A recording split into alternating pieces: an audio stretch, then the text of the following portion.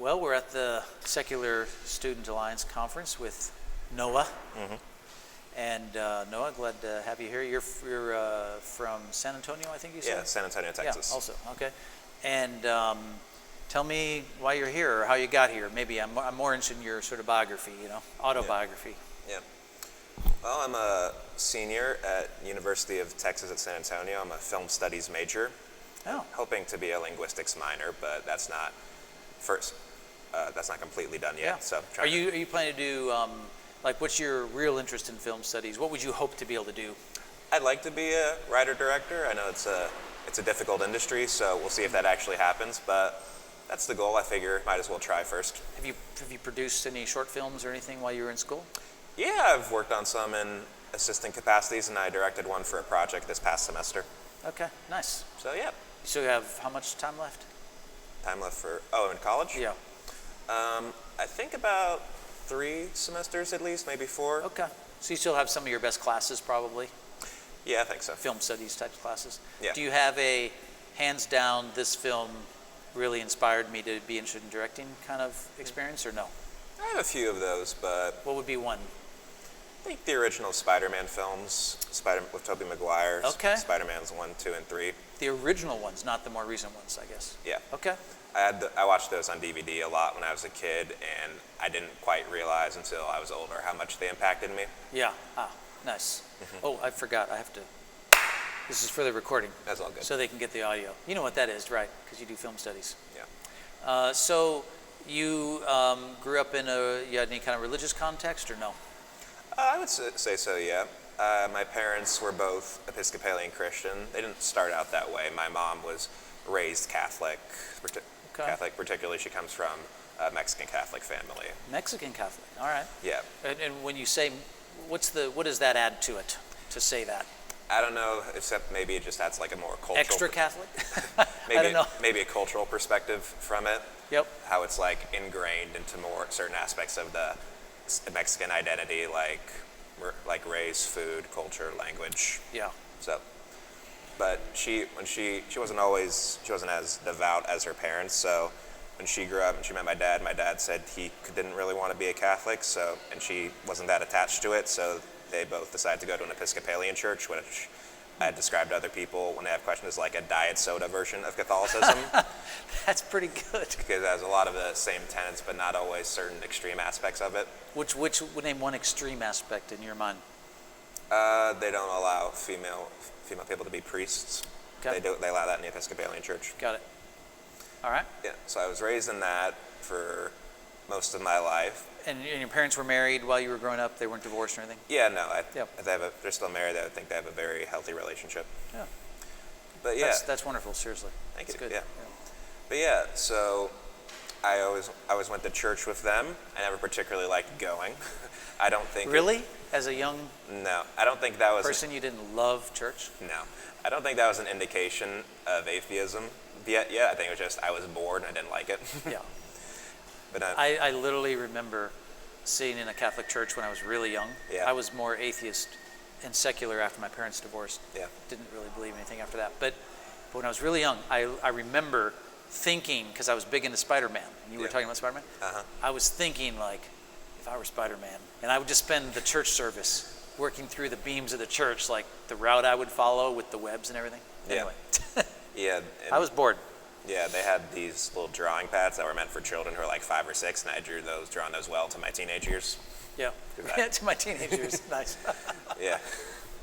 So I stopped going kind of But you weren't necessarily like, I don't believe any of this, or I'm consciously trying to scrutinize this and I reject it. That wasn't happening. Yeah, no, just the practice of it kind of annoyed me. Yeah. And I thought, like, why do we have to keep going every week? So at a certain point, my parents, I think they just wanted me to stop moaning about it. So Yeah. when I was like 12, they said like, okay, you don't have to go as much, but we ask that you go to like what they considered to be the real important ones, like Easter, Christmas, Mother's Day, stuff like that. So that was the deal for a while.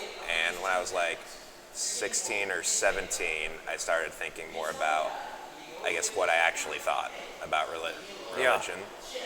And I think I started out more agnostic. I don't know if that's because I was agnostic or if it was easier for me to digest than being full-on atheistic. Yeah. But when I was like 18, I think I fully recognized with myself, I don't think I believe any of this. Yeah. And what was any particular influence or just introspection? I think introspection, I have a lot of time inside my head, probably too much. So I guess there's certain things, and I wasn't going to church, so I think maybe some separation helped with that. Just think about like how did it appear in hindsight. Yeah. Yeah. So Makes sense. I guess certain things from a Go ahead. from a moral perspective didn't make certain sense. I feel like a lot of atheists probably have similar complaints, like why would a loving God flood the entire world? Yeah. Like why can we do all these tests for gravity and light and physics, but we can't replicate anything that was done back whenever? Yeah. So Yeah, it's kind of a scientific, critical way of looking at things. yeah, so more things started to like, I guess, grind that implicit belief I was raised with, and I was like, I had to define it for myself. Yeah. Did you think that there was also some stuff that was, I guess, a good side of things that God did, or was that not really much of a focus? Like the story of Jesus is God came in the world and died for us. Yeah. Or there's hope for the world because there's resurrection from the dead and there's salvation and forgiveness and things like this. Yeah. Or did those things just kind of seem trivial or not that important? I think because I was raised in it, it seemed very trivial. Like I just took it all for granted, and I was like, Yeah. like I kind of just assumed. I thought of it almost like a history class, and I don't like history. Yeah. Just like, yeah, this happened. You don't like history? No, or maybe the way it's taught. Okay. So it's just like this happened. We all know it happened. Let's stop talking about it. Right. So I kind of just assumed everyone grew up in that same type of environment I did. Yeah. So like some people, when I was like younger, I'd be like, some people like, oh, I did this on Sunday. It was like, you weren't at church on Sunday? Yeah, right. Like it was very, and I made friends with more people of different religions or lack of religions. I guess my first friend who was an atheist when I was like 12, 13. And I was a bit shocked to figure that out, and it was hard for me to comprehend. Not because I held anything against his beliefs, just because that wasn't necessarily a possibility in my mind at that time. I mean, belief in God is a pretty big belief, right? Because Yeah. it's like, I would describe it like a horizon line. Yeah. If you didn't have a horizon, you would fall over a lot because Yeah. your visuals, as soon as you lose your horizon, so belief in God provides that to people. So when they don't have belief in God anymore, they tend to feel a little bit like, now what? Yeah. Where am I anchored? So it can be hard. Did you go through that? Are you going through that? I guess to an extent, I do admit, I do think some nice parts about religion and church is that the sense of community it brings, and it is something, I guess, abstract you can hold on to keep you grounded. Yes. Which, to an extent, I kind of wish I still believed certain aspects of Christianity, but if I'm honest with myself, I don't. It would just be because it's something nicer to believe. Yeah. I mean, I don't really think we can pretend to believe stuff we don't believe. Yeah. We can be highly motivated to go along with something. Yeah. But that's different from believing it like internally. If I told you I'll give you $500 million to believe I'm actually a cat, Yeah. it won't work. There's no amount of motivation that will make you actually believe that. Yeah. I mean, I'd still take the money. But. Oh, sure. You'd pretend as best you could, Yeah. right? But you wouldn't actually believe it. So I don't really think people actually normally do that. Yeah. In fact, I think belief means belief is judging something to be true. Yeah. That's what it is. So even if the judging involves like some sort of commitment that I can't know for sure. Yeah. Right. There's all things about the universe you can't really know for sure, but you kind of believe it. Yeah, that was a big turning point for me. What you just said, like the fact that you can never be 100% sure that there was a God. One way or the other, I think.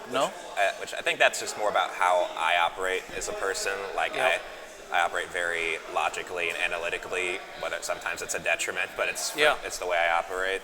And I guess it always kind of bugged me that like I'm not willing to take that leap of faith. So then you would describe yourself as agnostic then? Yes, because atheism Yeah. right, seems more definitively Yeah. saying you are asserting something's true. Yeah. Well, the way my friend described it once was that, like, from a religious perspective, you would put agnostic because, technically speaking, you cannot prove that's what you would believe. You don't think it can be proven. Whereas from a philosophical standpoint, I would still assert myself as an atheist. Just because, like, I don't, like, technically, I cannot prove whether or not there is a God, but I'm not going to assert there is one. Yeah. So I would... A pragmatic atheist, I guess. Philosophical agnostic. Yeah. So in simple terms, I would say atheist, but agnostic atheist is more correct, but atheist is probably easier to understand. Either way, you don't believe in God. I mean, Yeah. you don't believe God's there. Do you, did you then go, like, did you, at some point you're like, well, I don't believe this is true, but what do I think? Like, what did you then think about it, and how did you come to that? Did you think, well, Jesus, I guess, was just, well, like, what did you think of that? Or what influenced the way you thought about it after that? Yeah. I guess, I don't know, nothing, I guess, that positive that I may have took away from the Bible, like, necessarily went away. And, like, any good lessons that could be taken away from that. Like, in fact, I don't think morality comes from the Bible as much, which is what some people think, but I do like certain tenets of it. Like, there's this one thing, I don't remember what chapter and verse, I think it was in Corinthians, where, like, you should do good things and no one should see them for them to be truly good. I always like that tenet. I'm not sure if the Bible really created that, but I know sometimes people need that extra, I guess, push to do the right thing. Yeah. It's an interesting question, by the way. Like, what's actually truly unique to the Bible in terms of Jesus' teaching or the moral teachings in the Old Testament, you know? Yeah. And clearly some things are, like, morality itself is universal. Yeah. There's not, or people don't live amorally. Yeah. Human beings don't live amorally. We're Yeah. moral creatures. So obviously that's true everywhere. But not everybody's, the way Julius Caesar looked at his destruction of France, was definitely different from the way some of the moral framework was in the Bible. Yeah. In terms of, I'm just saying, like, I don't know if Caesar lost much sleep over killing I think the scale of killing. Yeah, I think the morality is subjective to everybody. Okay. Which I guess... Like all of it? Technically speaking, yes. That doesn't mean I still have principles that I go with, and I would be... Well, most of us agree on a lot of common things morally, right? Yeah. I doubt our moral lives in terms of, like, I'm just kind of assuming that you're not, like, stealing your neighbor's laptops. I'm not. Yeah, like there's still... You probably think that's a bad thing. Yeah, like there's still things that, like, even though I don't think it's part of the universal code, I would still be horrified if you did them. Yeah, right. Yeah. But, like, I guess that was something I started thinking about, like, because I guess how religion for me intersected with philosophy in good and evil. Yeah. Like, I guess I thought about how, okay, so if in my eyes Christianity's not real, like God isn't real, then that means that means nothing he said would technically be the law of the universe. It would just be the way we view it. Yeah. So I guess that's the way I think of it. Like, everyone has their own morality and morals, and however that forms, I think it's just a product of nature and nurture. And because there's nothing you can empirically do to prove that something is wrong. A lot of people may hate it. Okay, but like murder, I personally think is wrong, but, like, I could not scientifically prove that. Yeah. It's just a widely held, for good reason, opinion. Yeah. I've tried to say this, and I don't know if this will be clearer to you than I'm not sure I'm good at trying to express this next thing I'm going to say. Yeah. But my view is that most people live as if their moral views on at least the biggest things, are truly, objectively, absolutely true. I would say that's accurate. Like, it's the way it feels. Like, if you said to me, hey, in 150 years, it'll be okay if you murder a 3-year-old toddler who gets in your way at the mall. Yeah. And it's like, I think you and I would both agree that if that's the case in 150 years, that people think that, then they're wrong. Yeah. Even though we're not living in their culture. We're just saying, that's just wrong. Yeah. And we think it's wrong, like, beyond just my own personal opinion. Yeah. And I think context for the time and places you live in is extremely important when talking about certain moral arguments. Some, Yeah. and other things seem like they're transcending any Yeah. time. You could tell me 500,000 years from now that, I mean, obviously in the Aztec world, they had human sacrifice of captives, and not all captives, but of captives. And I would be like, this is just horrible on any moral scale. Yeah. Like, it's never right, ever. Yeah, I mean, but they probably didn't think of it that way. They didn't.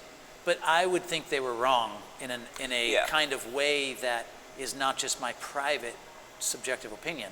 Yeah. It's not just because I live in America in the 21st century, Yeah. but because it was truly in some way wrong. Like, this is what I mean. It's almost like there's some layer of reality, moral reality, which is independent from any people living in their particular context. Yeah. And I'm not saying, keep in mind, I'm not trying to prove that's true.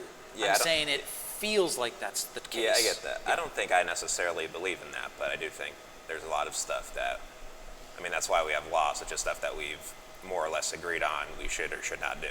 Yeah. Much as that we have different flaws and we keep revising them over the years. Yeah. But if like the Aztec laws came about over a long period of time too, and I would still sort of be like, it was wrong. Something was wrong that they had that. Yeah, I get that. Yeah. But I also don't want to judge too harshly, not because I agree with their actions, only just because I wasn't in that time period at that place. And there's something to that for sure. It's like, I don't know what I would have done. I'm not going to sit here and and say. I wasn't claiming I would have been different. Yeah, no.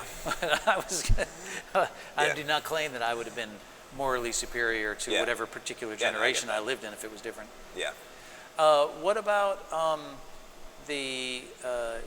have you, in this process, at some point said, I really need to read like who are the thinkers in history who've provided the best arguments for God? I should really weigh those.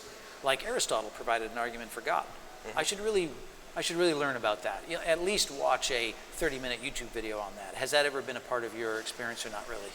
It's been some thoughts percolating, but it's okay if it hasn't. I'm just curious if it has. Yeah. More stuff, I guess, to reinforce my own opinions, whether that's good or bad. Just like. Yeah. But it's like, honest. Yeah, like how can I explain to other people? Yeah. Even though I guess all the real reason, I guess, when you boil it down to is like I just don't believe it. Yeah. It's just more of a subjective thing. Like there's a lot of stuff in my favor, I think, that can help explain it, but the reason why I'd be doing that is because I personally don't believe it for X, Y, and Z. Yeah. I actually think the X, Y, Z is really, really hard to know, even of your own belief. Yeah. I'd agree with that. Drew and I, of course, in the Divine podcast, have probed each other quite a bit. Yeah. And have ended up having to probe. We're trying to probe each other. We're trying to probe ourselves. And I think I tend to think it's a mystery. Like there's intellect, there's will. Yeah. So like there's reason, there's will, and then there's belief. Okay, yeah. Which belief is a part. A lot of people who are atheists tend to think this is bad, but belief is a part of everything. Like you can't get away from it, because if nothing else, right? First of all, this is not controversial in terms of the philosophical world. They call them properly basic beliefs. Like, of course, the very definition of knowledge in the philosophical world is warranted belief. Yeah. So belief's not a problem. That's not a problem at all. It's just whether there's warrant for it or whether, that kind of a thing. And there's a gazillion things you and I accept just because it's experts. Yeah. There's nothing wrong with that. I think that's fine. Yeah. Like, I'm not afraid to say that. There's a ton of people who are sitting in Vegas this afternoon, and they believe that they're going to win something. They do. Okay? And I would say that's reckless belief. It's belief, but it's reckless. I'd rather believe less recklessly than that. Yeah. So belief and intellect and will are all a part of what ends up directing us. And how do they relate to one another? I don't know. Like, how much is my will affecting what I believe? How much is my intellect? They're all affecting it, but how much is a little bit of a mystery to me. That's kind of my. Do you? have a like are you familiar with naturalism versus like materialism and things like that, or? I think so. Refresh my memory. It's okay.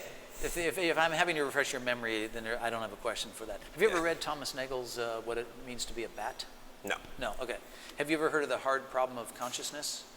Why am I doing this to you? You're thinking, why am I doing this? Why is he doing this? Why is he asking these questions? Yeah, I think I've heard of it. I'm just not sure I know what it is. It's really interesting. The hard problem is about like what.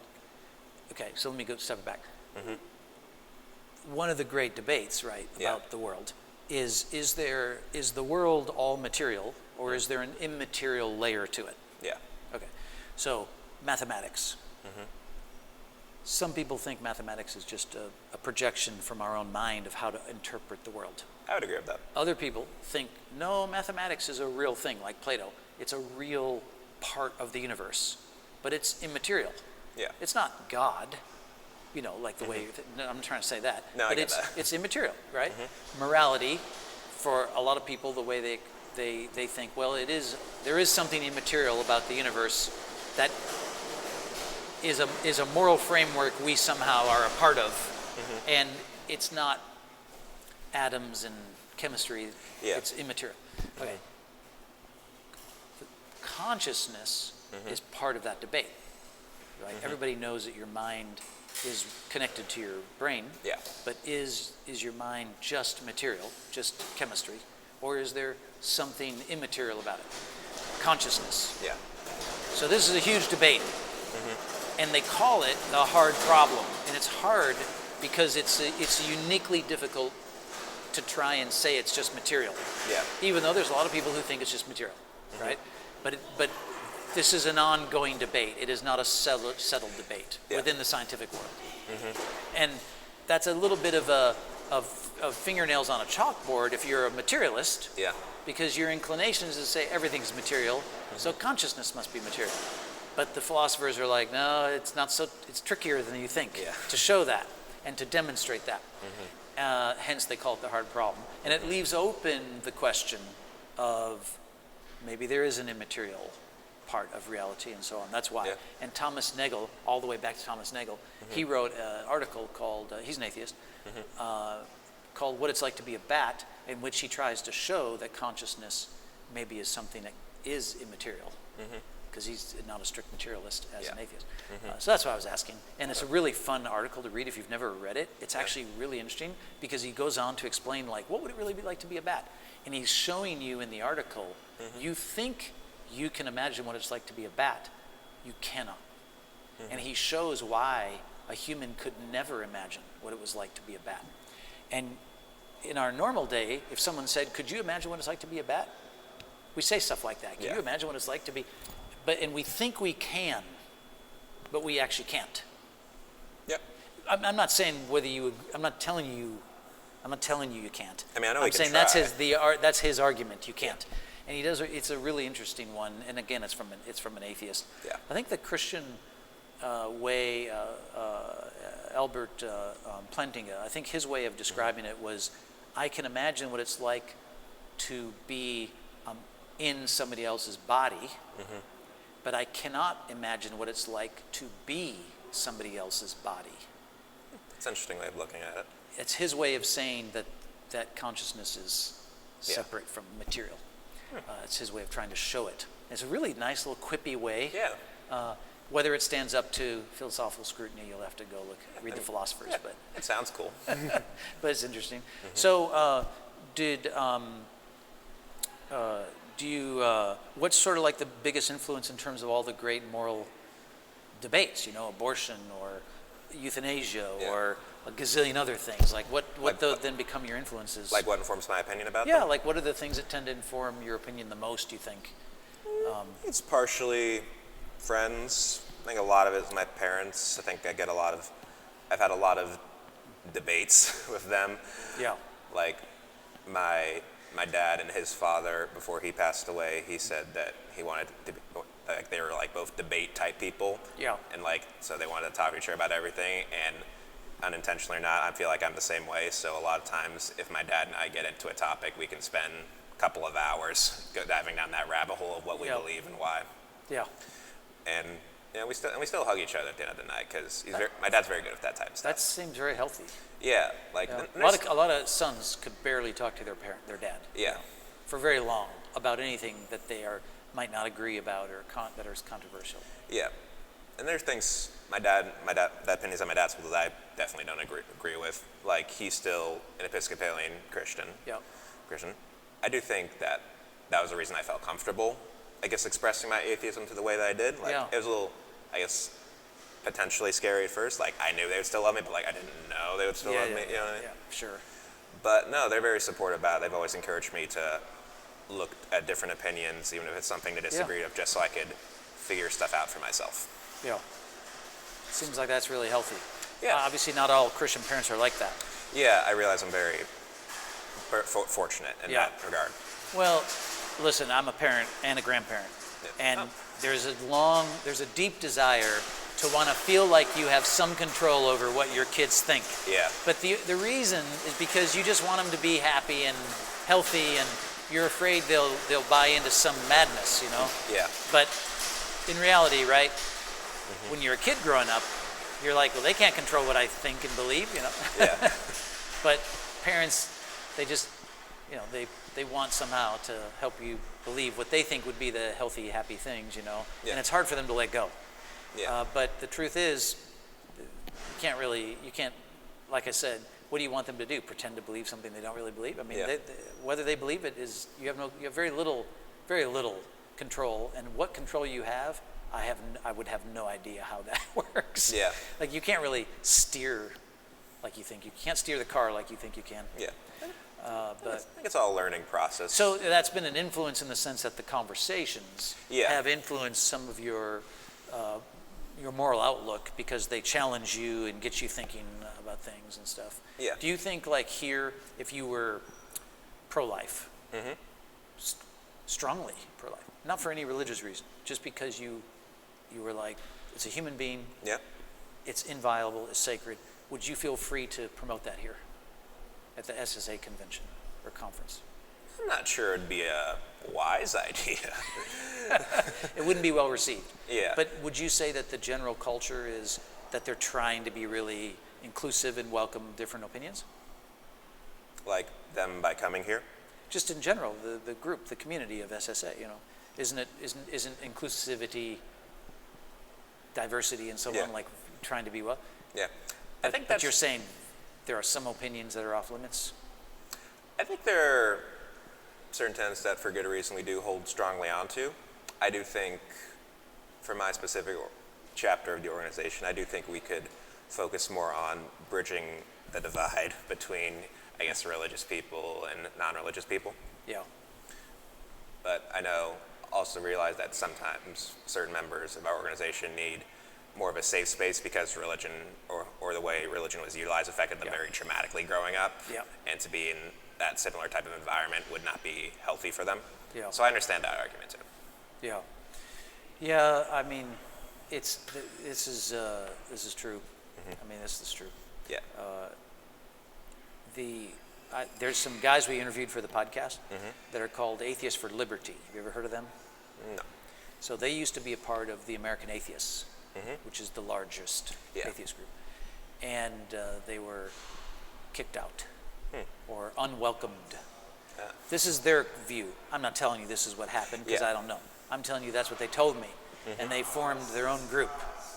And the reason they ended up forming their own group was because, like Richard Dawkins, they started to raise questions as to whether like transgenderism is real. And that created a huge amount of tension and other things too. I think it was other things too. I can't remember. Yeah. But you can listen to the podcast because we recorded them. And they were like, we pretty much, they wouldn't tolerate us, and so we ended up forming our own organization. Yeah. Does that sound like you've heard that before or no? I've heard that about Dawkins. I didn't know that about American Atheists. I knew there were some issues there. Yeah. And and you've heard that about Dawkins too. Do you think Dawkins would be welcome to speak here or no? By some people, yeah. I don't think everyone is currently aware about the extent of certain his beliefs. I know when I still look for... Assuming they were aware, would he be welcome here to speak, do you think? I don't know. I think it'd be a mixed perception. I think that'd be those who would hold very strongly onto the beliefs that I don't think would hold value for a lot of people, but at the same time, he has been an inspiration and guiding figure in the non-religious community, and I do think, regardless of how you agree with him on, I guess, gender versus sexuality and gender identity, I do think there is a lot of stuff he could still say that would have merit. Yeah. Okay. Great. Honest. Seems like that is kind of my impression too. That some of the people I talk to here, I think, would be very happy if he came in here and talked to other people. Yeah. But like the cancel thing is big everywhere, right? Yeah. Everybody seems like they're on thin ice. How do you, like in SSA, if someone came in they say, hey, I want to be a part of SSA. I'm a huge Trump guy. Mm-hmm. Is that going to work practically, or is it going to be a problem? I think it would probably be a problem. Like, the organization. Even if they're like, I'm totally irreligious, like I'm secular, but I'm a huge Trump supporter. Yeah. I think there'd be a lot of, I guess, discussion of certain members. Like, there's nothing preventing that from happening. Yeah. Like in our Constitution, like we don't say, oh, you support Trump. I mean, practically, would that be probably a... Practically, I think it'd be very difficult to have activities where we talk to them a lot from a group perspective. Okay. Like individually, it might be easier, but... What would be like if you had to pick one thing, why? Because obviously Trump is, to people like me, I don't think of Trump as a particularly religious person. I don't know why anyone would think he is a very religious guy. Yeah. And I'm sure there are some people out there that are supporters of Trump that think he's maybe become deeply religious or something. I have no idea. I guess so. But I mean, nothing in his life gives any strong indication that he's very personally devout religious man. Yeah. And there's plenty of evidence to indicate the opposite is true, that he's just kind of enjoyed his wealth and he's tried to live, like responsibly in the sense of like he's not a criminal out there. Oh, well, I should say, I forgot he just got convicted. Yeah. Well, even that, I mean, it's different to, or maybe that's not the right way. Anyway, that would just be further evidence. Yeah. It's to my point. Mm-hmm. So he's totally religious. Yeah. So what would be the thing you think that's the rub then? Of like, why wouldn't he be welcomed into this secular world? I think it would be a cross between, maybe not what he personally believes. I'm not honestly sure if Trump holds any of the beliefs he preaches. Right. I wonder that too. Yeah. Like, how much of it is what he really thinks? I've heard, always hear like, oh, Trump's a racist. I'm like, well, that would imply he thinks certain races are better than others. I think he thinks everyone is beneath him, regardless of race. My impression as well. So what would be the thing then that you think, or one or two things that would be like the rub, considering he doesn't seem very religious? I think it would be the type of discrimination he encourages towards minority groups or protected classes of different races. So that'd be a big one. Yeah, sexual anti-inclusive or whatever. Yeah, and it's probably stuff over abortion rights, which again, I'm not sure. I haven't read his specific positions on them, but he did appoint the Supreme Court justices who ended up tipping the scales. Yeah, so I don't know if it'd necessarily be anti-Trump, just be anti what he represents. That's a good way to answer it. Yeah. I think that's probably true. Because, I don't love the guy. I think he's not a good choice politically for anything. But, I've never met him. Maybe he's a wonderful person to hang out with. How about Biden? Do you feel... Because Biden has said some things that are highly... Actually, Biden's comments about race should be... You would think it would get him more in trouble than Trump's comments. Yeah. I think... Why does he get a pass? Yeah. Because he's on the right team? Maybe so, yeah. I think there is certain, division, on whether or not we like Biden for a candidate, but I think regardless, we've chosen him as the lesser of the two evils. Yeah. I suppose, too, just the policy, in some ways, it's not even the person anymore. Yeah. It's the policies. Yeah. If you think you're going to get policies, his policies are going to be more favorable to the minority groups, then the racial comments in the background matter less because his policies will do more that you want than what Trump's policies would, I guess. Yeah. I mean, at a certain point, I don't think it even matters when you're campaigning for the nomination for your party, because once you get that nomination, regardless of whether or not you're a strict member, you become emblematic to all of those beliefs. Yeah. I always tell people that the person Trump and the person Biden are just damn walls, meaning the wall of the dam. The wall itself is not that strong. It's all the water behind it. Yeah. That if it, well, it's strong enough to hold it back. But if it ever gave way, Yeah. it would be, it wouldn't be the concrete coming down that would kill you. It would be all the Yeah. power behind it Yeah, I get that. in the electorate and so on. Well, really enjoyed the conversation. Yeah, me too. You have a real common sense instinct to you. Thank you. So in a conversation like this, I feel like you're just telling me exactly what you think. You're not really trying to filter it through how acceptable is this going to sound. And I think I really value that. I like people who are authentic and just give what they think, and then, can reflect on it later. Yeah, thank you. I enjoyed All right. talking. Great.